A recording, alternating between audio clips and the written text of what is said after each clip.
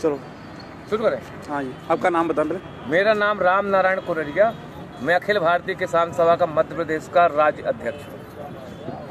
हाँ जी, और ये अपना जरा हमारे जो कृषि जो अपने किसान भाई हैं उनको अभी तक इस कानून के बारे में जो पता नहीं है डिटेल में, आप जरा इनको डिटेल में समझाइए। ये जो किसानों का जो आंदोलन चल रहा है जिसमें 500 से ज़्यादा किसान संगठन हैं, इनका मुख्य मांग ये है कि केंद्र सरकार के द्वारा इस देश का किसान, इस देश का खेत और हमारे देश की आज़ादी को बर्बाद करने के लिए अडानी अंबानी के पक्ष में केंद्र सरकार ये तीनों काले कानून लेकर के आई है। कानून जो पहला बिंदु जो है जिसको ये कहते हैं कृषि उपज व्यापार वाणिज्य अधिनियम 2020, इस कानून का आशय ये है कि हमारे देश के अंदर जो मंडी व्यवस्था थी, मंडी व्यवस्था को चौपट करने के लिए सरकार सरकारी मंडियों के समानांतर प्राइवेट मंडियों को खाद्यान्न खरीदने की इजाज़त दे रही है। मंडी कानून में सरकार ने संशोधन कर दिया। ये जो कानून बना है, इस कानून में कहीं पे भी ये प्रावधान नहीं है कि किसानों के समर्थन मूल्य पे खरीदने की कहीं किसी तरह की गारंटी नहीं है। और इसका आशय हुआ कि अडानी अंबानी जैसे जो व्यापारी और औद्योगिक घराने जो हैं, ये मनमानी दरों पे किसानों की फसलों को खरीदेंगे, सस्ती दरों पे खरीदेंगे, अपनी गोदामों के अंदर जाम करेंगे और उसके बाद जब किसानों के घरों से फसलें खत्म हो जाएंगी उसके बाद बाजार में मनचाही कीमतों पर इसको बेचेंगे। दूसरा कानून जो है, जिस कानून का इनने नाम दिया है मूल्यों का आश्वासन कृषि सेवा सशक्तिकरण संरक्षण, इस कानून का आशय ये है कि हमारे देश के अंदर जो किसान हैं और किसानों का देसी और विदेशी जो कंपनियां हैं, अडानी अंबानी, किर्लोस्कर, टाटा, बिरला, डालमिया, चरतराम, भरतराम, किर्लोस्कर जैसे जो देसी और विदेशी कंपनियां जो हैं, ये विदेशी देसी कंपनियां किसानों के साथ 10 साल का अनुबंध करेंगी और अनुबंध होने के बाद कंपनियां तय करेंगी कि हमारे खेत में कौन सा बीज बोया जाएगा। बीज के साथ ये तय करेंगे कि बीज के साथ कौन सा खाद डालना है, कौन सी कीटनाशक दवा डालना है, और उसके बाद किसान अपने खेत में बीज बोने के लिए स्वतंत्र नहीं होगा। दूसरा खतरा जो इस कानून में है वो खतरा ये है कि किसानों का कंपनियों के साथ जो अनुबंध होगा मूल्य के सवाल को लेकर के, अगर बाजार में अनुबंध से ज्यादा अगर कीमत है उसका लाभ किसानों को नहीं मिलेगा। अगर अनुबंध के आधार पर बाजार में कीमत अगर गिर गई तो कंपनी गिरी हुई कीमत पे किसानों का भुगतान करेगी।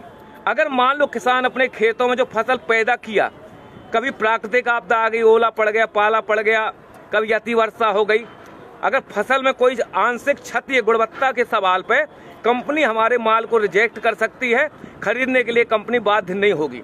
इसमें सबसे खतरनाक पहलू ये है कि अगर कंपनी हमारा अनाज नहीं खरीद रही है, रिजेक्ट कर रही है, अगर किसान दोबारा उस अनाज को दूसरों को अगर बेचना चाहे तो इस कानून में प्रावधान है कि आप इस समझौते का उल्लंघन करके दूसरे को आप नहीं बेच सकते हैं। इस कानून में सबसे खतरनाक पहलू जो है कि ये न्यायालयीन प्रक्रिया से बाहर कर दिया गया है। एसडीएम कलेक्टर जो है इसका निराकरण करेगा, केंद्र सरकार का प्रतिनिधि निराकरण करेगा।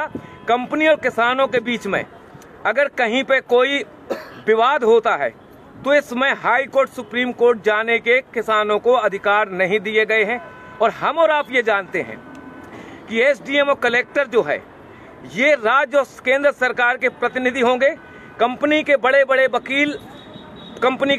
वकील पैरवी करेंगे और किसान के पास इतनी ताकत नहीं, इतना पैसा नहीं है कि उन वकीलों का मुकाबला कर सके और आखिरी में किसान के खिलाफ ही फैसला होगा।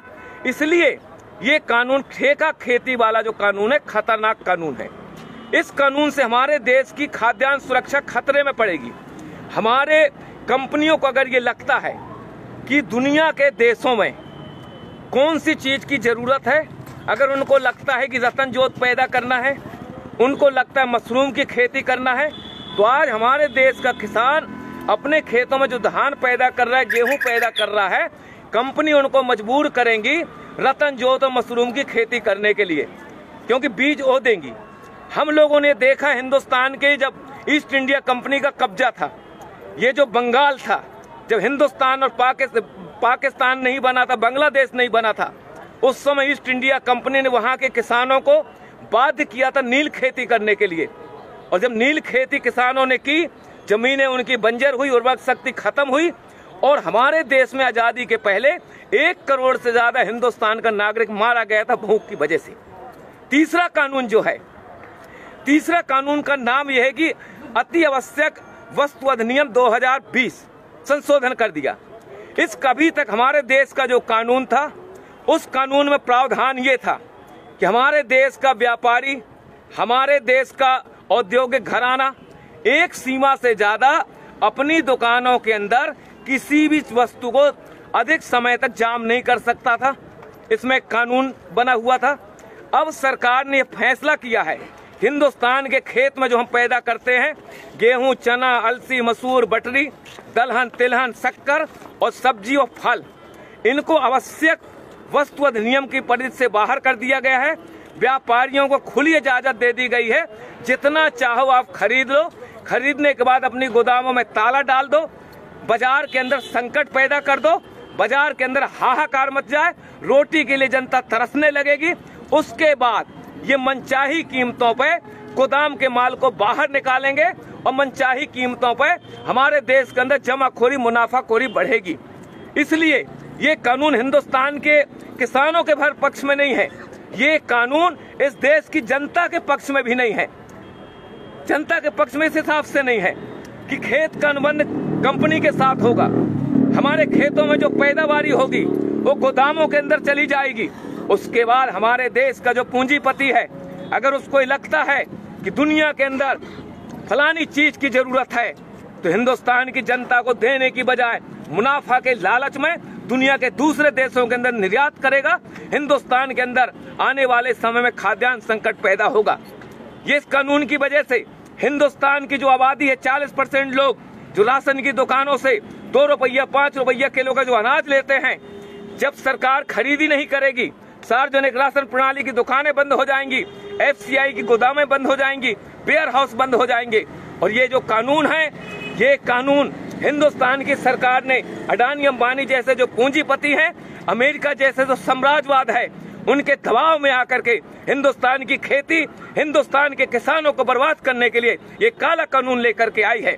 हिंदुस्तान का किसान 22 दिन से आज दिल्ली के 5 जो बॉर्डर हैं, इन बॉर्डरों में कफन बांध के किसान यहाँ बैठा है कि मोदी सरकार इन कानूनों को वापस ले। जब तक ये कानून वापस नहीं होंगे, हिंदुस्तान का किसान अपनी इस आंदोलन को आगे बढ़ाता रहेगा। हमारी सिर्फ यही मांग है। सरकार ये कह रही है कि हम संशोधन करने के लिए तैयार हैं। हमको और आपको मालूम है कि हमारे देश के अंदर संविधान बनने के बाद कितने संशोधन नहीं हो गए। अगर एक कानून बन गया, कानून में ने मान लो गारंटी भी लिख दी, लेकिन जब चाहेगी सरकार उनमें संशोधन कर सकती है। इसलिए सिर्फ एक ही रास्ता है, हिंदुस्तान के किसानों को मौत से अगर बचाना है, देश की आजादी को अगर बचाना है, तो ये जो काले कानून है, ये काले कानून वापस होना चाहिए। इस सवाल को लेकर के हम लड़ रहे हैं। और आखिरी हम किसान संगठनों की तरफ से विश्वास दिलाना चाहते हैं, वो बहादुर 30 किसान जिन्होंने अपनी शहादत दी है, वो भी किसी के बाप है, वो भी किसी के पति हैं, किसी के भाई हैं, किसी के सुहाग हैं। ये मोदी सरकार, ये नरेंद्र मोदी की सरकार 30 किसानों की शहादत के नाम पर एक शब्द बोलने के लिए तैयार नहीं है। ऐसी सरकार को हिंदुस्तान की सत्ता में रहने का कोई हक नहीं है। हम किसान भाइयों से गुजारिश करना चाहते हैं, ईंट का जवाब पत्थर से दो, किसान को बचाओ, देश को बचाओ। यही हमारे आंदोलन का मकसद है। जय जवान जय किसान। भाइयों, जिस प्रकार किसी भी किसान भाई को ये चीज का जो मालूम नहीं है कि 3 कानून क्या हैं, वो समझ लें और इस वीडियो को शेयर करें, ज्यादा से ज्यादा किसानों को समझ में आए। जय जवान जय किसान। ठीक, कितने मिनट का है? 10 12 लाइव था भाई, लाइव क्योंकि 10-12 का था।